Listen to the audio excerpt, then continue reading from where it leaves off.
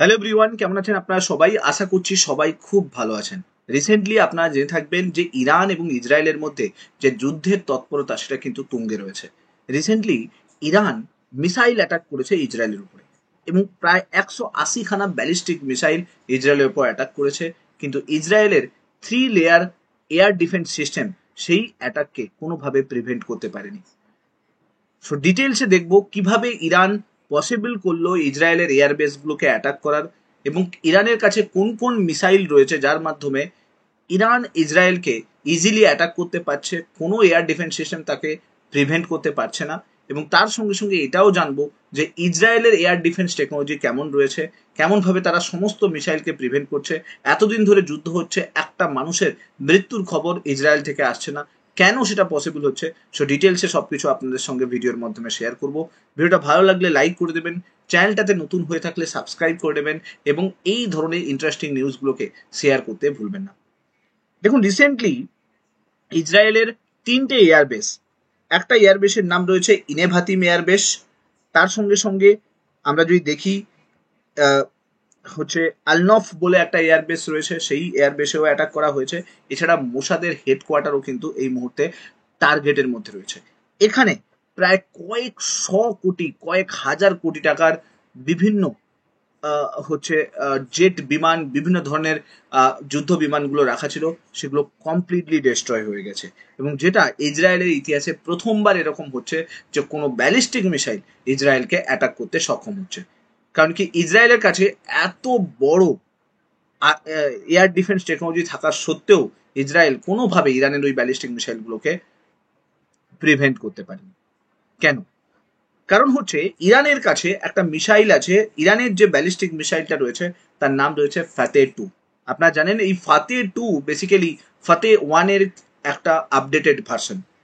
এই missile guided missile হয়, এই মিসাইল কিন্তু ক্রুজ মিসাইল নয়, এটা গাইডেড মিসাইল, এটাকে অন্য একটা জায়গা থেকে কন্ট্রোল করা যায়।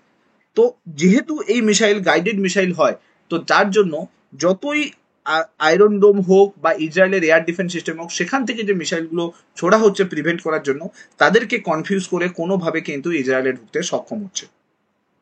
যেটা নিউজ আসছে সেটা হলো যে ইরানের সিরাজ বলে একটা সিটি রয়েছে, সেই সিটি থেকে বেসিক্যালি এই মিসাইলগুলোকে ছোড়া হয়েছে।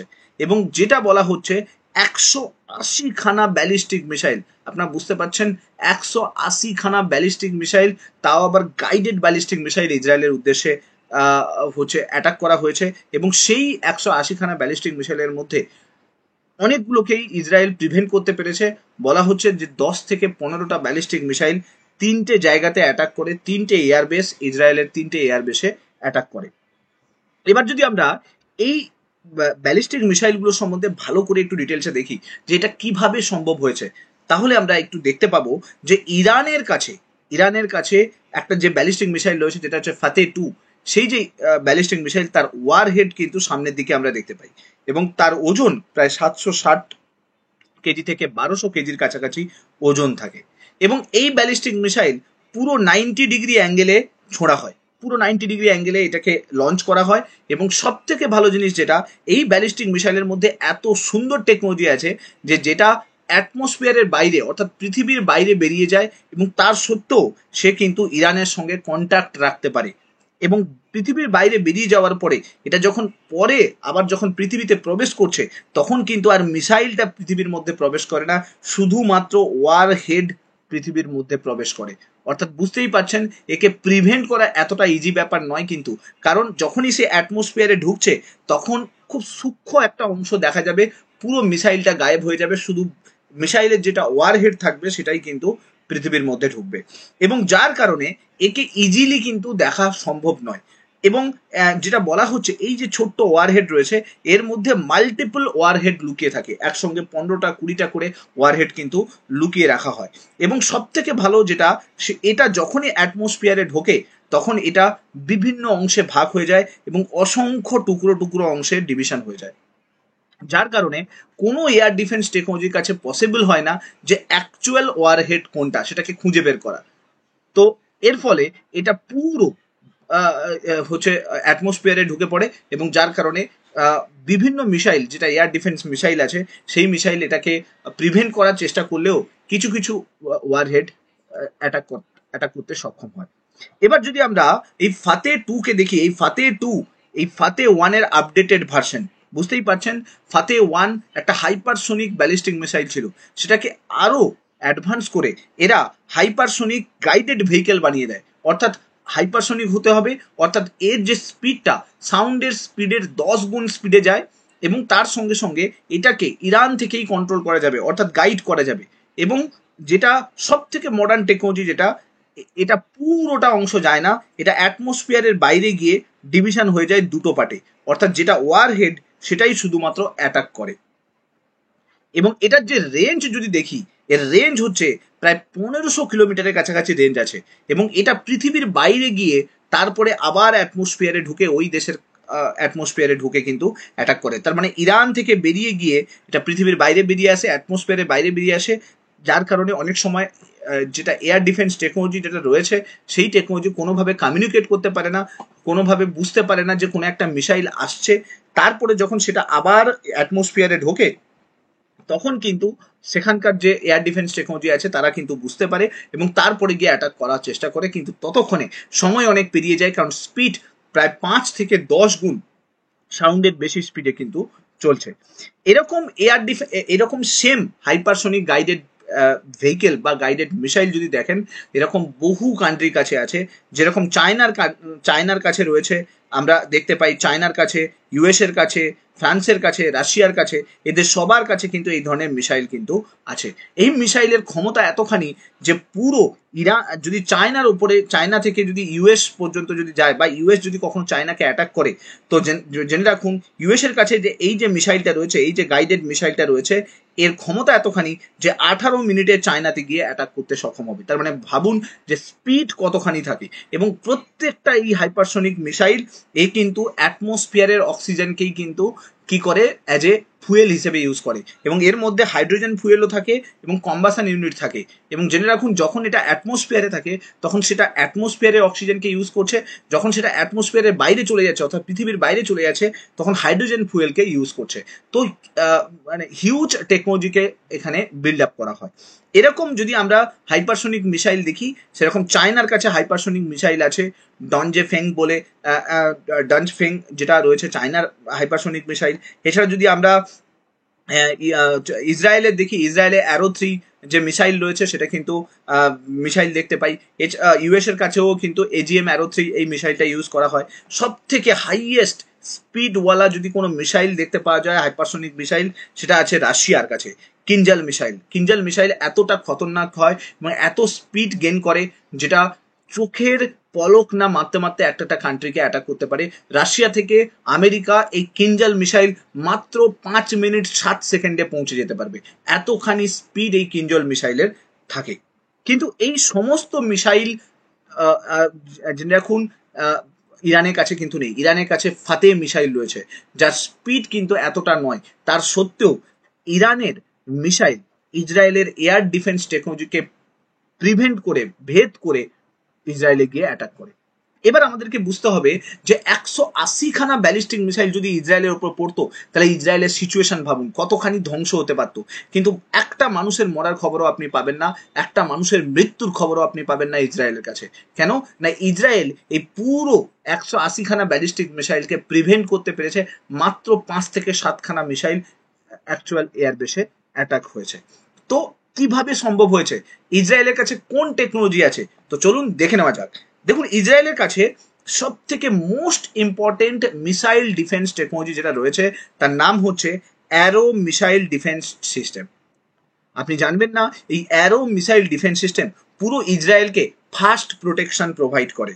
এবং এই অ্যারো মিসাইল ডিফেন্স সিস্টেমের আন্ডারে 6 খানা মিসাইল ইসরায়েলের কাছে এই ডিফেন্স সিস্টেমের মধ্যে থাকে, 6 খানা মিসাইল। এবং প্রায় টোটাল এই মিসাইলের একটা ডিফেন্স পার্টের ওজন প্রায় 35 টনের কাছাকাছি হয়। প্রথমে এখানে একটা র্যাডার থাকে যেটাকে বলা হয় গ্রিন পাইন র্যাডার। এই র্যাডার আশেপাশেই থাকে। এই র্যাডার প্রথমে কি করে, সিগন্যাল নেয় এবং সিগন্যাল নেওয়ার পরে কন্ট্রোল ইউনিট এবং তার সঙ্গে সঙ্গে ওয়ার্নিং সেন্টারকে কিন্তু করে হচ্ছে সিগন্যাল পাঠায়। যে সিগন্যাল পাওয়ার সঙ্গে সঙ্গে এই সমস্ত জায়গা থেকে মিসাইল লঞ্চ হতে স্টার্ট করে। তো মিসাইল লঞ্চ হয়ে ওই কমপ্লিট অ্যাটাকে হচ্ছে যাওয়ার চেষ্টা করে। এবং তার সঙ্গে সঙ্গে এই যে মিসাইলগুলো, এই অ্যারো 3-র আন্ডারে যে মিসাইলগুলো রয়েছে, সেই মিসাইলগুলো সলিড প্রোপেলেন্ট বুস্টার থাকে, অর্থাৎ হাই স্পিড নিতে খুব কম সময়ে হাই স্পিড নেয়। এবং সব থেকে ভালো জিনিস যেটা, এর যে ওয়ার হেড থাকে, সেই ওয়ার হেডের মধ্যেও কিন্তু হচ্ছে প্রপালশন টেকনোলজিকে ইউজ করা হয়। অর্থাৎ কি, এর মধ্যে হাই স্পিড নেওয়ার জন্য হিউজ পরিমাণ যে এনার্জি দরকার, সেই এনার্জি কিন্তু গেন করতে পারে। এবং তার সামনে যেটা থাকে সেটাই কিন্তু ওয়ারহেড থাকে। তো এর ফলে এরা ইজিলি, এই প্রপালশন টেকনোলজি থাকার কারণে ইজিলি এটাকে এদিক ওদিক মুভ করানো যায়। এবং মুভ করানোর কারণে এক্স্যাক্ট যে আমরা যদি দেখি এক্স্যাক্ট যে পয়েন্ট, এক্স্যাক্ট যে মিসাইল, সেই মিসাইলকে কিন্তু লোকেট করতে পারে। এবং সেই মিসাইলকে লোকেট করার পরে তার কাছাকাছি কিন্তু পৌঁছতে পারে থ্রু প্রপালশন টেকনোলজির মাধ্যমে। এদিক ওদিক ঘুরে ঘুরে কিন্তু এই মিসাইল কিন্তু পৌঁছতে পারে। বুঝতে পারলেন? তো এরপরে আমরা যদি দেখি, তো যতই এদিক ওদিক ঘুরুক না কেন, তো এই মিসাইল ডিফেন্স টেকনোলজি এতটাই স্ট্রং হয় যে ইজিলি কিন্তু তাকে অ্যাটাক করতে সক্ষম হয়। এবার যদি ইসরায়েলের কাছে 3টে ডিফেন্স সিস্টেম রয়েছে, এয়ার ডিফেন্স সিস্টেম যদি দেখেন, 3খানা ডিফেন্স সিস্টেম, 3খানা লেয়ার ইসরায়েলকে কিন্তু প্রোভাইড করছে প্রোটেকশন। 3টে লেয়ারের মধ্যে ফার্স্ট লেয়ার যেটা, সেই লেয়ারটাকে বলা হয়, জেনে রাখুন, অ্যারো 3 ডিফেন্স সিস্টেম। এটা হচ্ছে ফার্স্ট লেয়ার। এই অ্যারো 3-র পরে তারপরে যদি দেখি ডেভিড স্লিং অ্যান্ড তারপরে আয়রন ডোম। আয়রন ডোম সব থেকে স্লোয়ার লেয়ার, অর্থাৎ সব থেকে কাছের লেয়ার হচ্ছে আয়রন ডোম। তারপরে আমরা যদি দেখি, তারপরে আমরা ডেভিড স্লিংকে দেখতে পাই, ডেভিড স্লিং তারপরে থাকে, আর তারপরে থাকে কিন্তু অ্যারো 3। অ্যারো 3 রেঞ্জ সব থেকে বেশি, এটা একটা ব্যালিস্টিক মিসাইলকে কন্ট্রোল করার ক্ষমতা রাখে। অ্যারো 3 অনলি ব্যালিস্টিক মিসাইলকে কন্ট্রোল করে। কাকে? Only ballistic missile. মনে রাখুন, যত ব্যালিস্টিক মিসাইল বিভিন্ন কান্ট্রি থেকে আসবে, তাকে প্রোটেকশন করার ক্ষমতা কিন্তু অ্যারো 3-র কাছে থাকে। এরপরে যদি দেখি আয়রন ডোম, আয়রন ডোম সব থেকে ছোট লেয়ারের কন্ট্রোল করে। প্রায় 40 মাইলস জুড়ে কিন্তু এই আয়রন ডোম কাজ করে। ইসরায়েলের ওপরে যে 40 মাইলস এরিয়া রয়েছে, সেই এরিয়াকে কিন্তু কন্ট্রোল করে আয়রন ডোম। এরপরে যদি দেখি David sling, David sling second layer. আপনি দেখুন, আয়রন ডোম এইখানে কন্ট্রোল করছে, ডেভিড স্লিং তারপরে 180 মাইলস জুড়ে যে এরিয়া রয়েছে, সেই এরিয়াকে কিন্তু কন্ট্রোল করে ডেভিড স্লিং। এরপরে যদি দেখি আমরা অ্যারো 3, অ্যারো 3 কিন্তু 1500 মাইল এরিয়া জুড়ে কভার করে। অর্থাৎ অ্যারো 3 চাইলে ইরানেও অ্যাটাক করতে পারে। ইরানও কিন্তু ইসরায়েলের আন্ডারে আসে। প্রায় 1500 মাইল জুড়ে কিন্তু এই পুরো প্রোটেকশন প্রোভাইড করে। তার সত্ত্বেও ইরান কি করেছে, পসিবল করেছে এই 3টে লেয়ারকে ভেদ করে ফাতে 2 মিসাইলকে ইসরায়েল পর্যন্ত পৌঁছে দিতে। তো যতই এই আয়রন ডোম হোক, ডেভিড স্লিং হোক, এই সমস্ত কিছু হোক, তারা অ্যাটাক করুক না কেন, তারা প্রিভেন্ট করুক না কেন, তার মধ্যে থেকে কিছু মিসাইল ইসরায়েল পর্যন্ত পৌঁছতে সক্ষম হয়েছে। তো এর মধ্যখানে কোনোভাবে কিন্তু ইসরায়েলের এয়ার ডিফেন্স সিস্টেম ইরানের ফাতে 2-কে কোনোভাবে হচ্ছে প্রিভেন্ট করতে পারেনি। এর সব থেকে বড় কারণ হচ্ছে ইরানের কাছে যে মিসাইলটা রয়েছে, সেই মিসাইলটা কিন্তু একটা গাইডেড মিসাইল। তো এর ফলে কি হচ্ছে, উল্টো দিক থেকে যদি আয়রন ডোম থেকে বা আদার্স কোথাও থেকে মিসাইল আসছেও, তাকে কোনো না কোনোভাবে কনফিউজ করে বেরোতে কিন্তু সক্ষম হচ্ছে। এবার যদি দেখা যাক একটা মিসাইল লঞ্চ করার পিছনে খরচা কতখানি। ইরান যদি একটা মিসাইল, ব্যালিস্টিক মিসাইল লঞ্চ করছে, প্রায় $200 মিলিয়ন খরচা করছে একটা মিসাইলের জন্য। 180খানা মিসাইল সেন্ড করেছে। তো মানে ভাবুন যে $36,000 মিলিয়ন খরচা করেছে ইরান শুধুমাত্র ইসরায়েলে অ্যাটাক করার জন্য।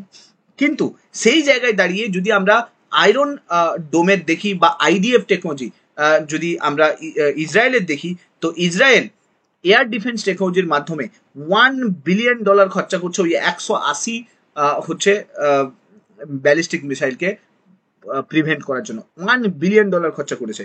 কিভাবে? ফার্স্ট যখন আয়রন ডোম থেকে লঞ্চ হচ্ছে, একটা মিসাইলের ভ্যালু হচ্ছে $20,000 থেকে $1,00,000 পর্যন্ত, একটা মিসাইলের ভ্যালু। তারপরে যদি দেখি অ্যারো 3 মিসাইল, অ্যারো মিসাইল যেটা, সেটা লঞ্চ হচ্ছে, একটা মিসাইলের ভ্যালু $2.5 মিলিয়ন। তার মানে 180খানা মিসাইলকে যদি প্রোটেকশন দিতে হয়, প্রত্যেকটার জন্য একটা করে অ্যারো মিসাইল দরকার। তা $2.5 মিলিয়ন ইন্টু 180 করে দিন, প্রায় $360 থেকে $365 মিলিয়ন খরচা করছে একটা মিসাইলের জন্য। এরপরে যেটা দরকার সেটা হচ্ছে David sling. David sling second লেয়ারে আসে এবং সেকেন্ড লেয়ারে প্রোটেকশন দেওয়ার জন্য $1 মিলিয়ন খরচা করছে একটা মিসাইলের পেছনে। ভাবুন তাহলে কত টাকা ইরান এবং ইসরায়েল শুধুমাত্র যুদ্ধের জন্য ইউজ করছে এবং একে অপরকে প্রোটেকশন দেওয়ার জন্য ইউজ করছে। এবার যদি টোটাল টোটাল সাম আপ করি, তাহলে ইরানের কি বেশি খরচা হচ্ছে? না, ইরানের কিন্তু বেশি খরচা হচ্ছে না। কেন না, ইরান যে মিসাইলগুলো ইউজ করছে সেগুলো কিন্তু প্রায় টু ল্যাক্স ডলারের কাছাকাছি কিন্তু একটা মিসাইল ইউজ করছে। কিন্তু যে ছোটখাটো মিসাইলগুলো ওর সঙ্গে ইউজ করছে, অর্থাৎ 180 খানা ব্যালিস্টিক মিসাইলের সঙ্গে সঙ্গে ছোট যে মিসাইলগুলো ইউজ করছে বা ড্রোনগুলোকে পাঠাচ্ছে অ্যাটাক করার জন্য, সেগুলোর ভ্যালু $20,000 থেকে $50,000। তার মানে খুব একটা বেশি ভ্যালু নয়, কিন্তু তার সত্ত্বেও এয়ার ডিফেন্স সিস্টেমটাকে প্রিভেন্ট করে, তাকে সরিয়ে দিয়ে ভেদ করে ইসরায়েলের ওপরে অ্যাটাক করতে সক্ষম হচ্ছে। তো ইকোনমি খুব একটা বড় নয় ইরানের, তার সত্ত্বেও কিন্তু যে পরিমাণ টাকা যুদ্ধের পিছনে খরচা করছে, ভবিষ্যতে বলা যেতে পারে যে ইরান ইকোনমিক ক্রাইসিসের সামনাসামনি হতে পারে।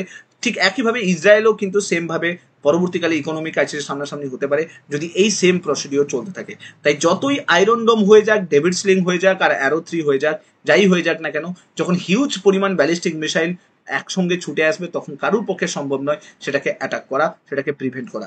তার সত্ত্বেও Israel through modern technology, through air defence system এবং থ্রু হচ্ছে ওয়ার্নিং সিস্টেম, যুদ্ধ হলেই কিন্তু ওয়ার্নিং চালু করে দেয় এরা, যাতে সমস্ত সিটিজেন বাংকারের নিচে চলে যায়, মাটির নিচে চলে যায়। তার জন্য এরা সিস্টেম বানিয়ে রেখেছে।